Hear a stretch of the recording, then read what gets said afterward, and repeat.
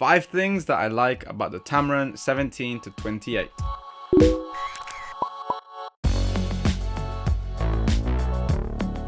Welcome back to the channel. My name is Camilo, and today we're going to talk about the 5 things that I really like about the Tamron 17-28mm. We're not going to go through the specs today. If you do, I left a link down in the description below so you can go check it out and you can learn about the specs of this lens. So the first thing is the picture quality. A lot of wide angle lenses get a lot of distortion in the wide range when shooting photos and videos, and obviously that's very easy to correct on Lightroom or Photoshop, but coming right out of this lens, you get very little distortion, which is really good and I really like it, especially if you're planning to use this for wide angle portraits. Now I know a lot of photographers have recently been doing wide angle portraits and it's really cool. Kind of get out of that whole like bokeh-licious close-up scenario and you kind of experiment with the actual environment that you're taking your photos in. Another thing about this lens is that it's very sharp at most of the focal ranges and especially at f2.8, which is very surprising because some lenses, when you step it down to 2.8, 1.8, they get very soft. So props to that, Tamron. Number 2 is internal zoom. So this lens zooms internally, which is absolutely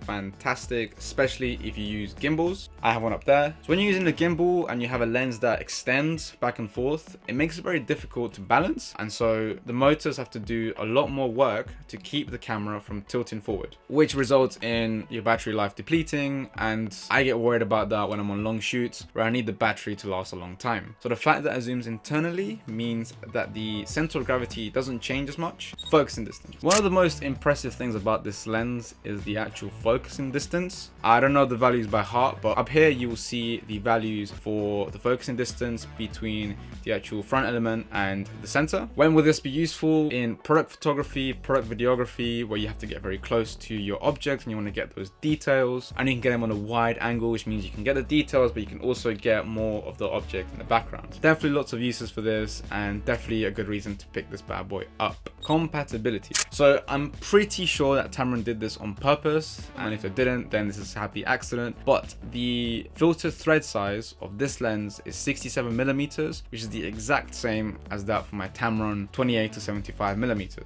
Now I'm someone that likes efficiency and not having things get in the way of me doing things, and having to have step up rings, different size filters for different lenses makes me really angry. And also the filters get really expensive very quickly, so having to get a big one, a small one, a medium one, it's just a faff. And also putting on and removing stepper rings, they get stuck and you have to, thank you Tamron for keeping the filter thread size the same.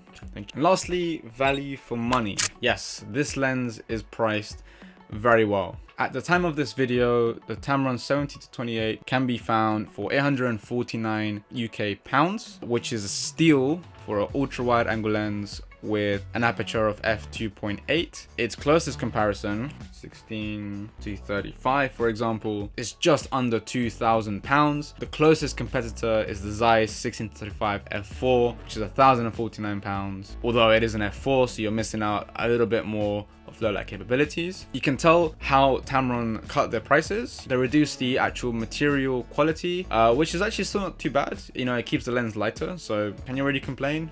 Not so strong materials, but lighter lens. Are you really gonna throw your lens around? Also, it doesn't have any switches for turning on manual focus. However, I quite like the fact that it doesn't have that, because on my camera I have a key that I program for manual focus and autofocus, which is just a down key. So if I want to switch to manual focus or autofocus, I just press down. I don't need to click a switch and move my camera from the position or touch the lens. So is it really a drawback? I don't know. So those are my thoughts on the things that I love about the Tamron 17-28mm. If you like this video, make sure to leave it a like. And if you have any questions about the lens that you want answered, leave them down in the comments below and I'll do my best to answer them. And if you want to see more videos like this, make sure to subscribe so you get notified. And yeah, I'll catch you in the next one.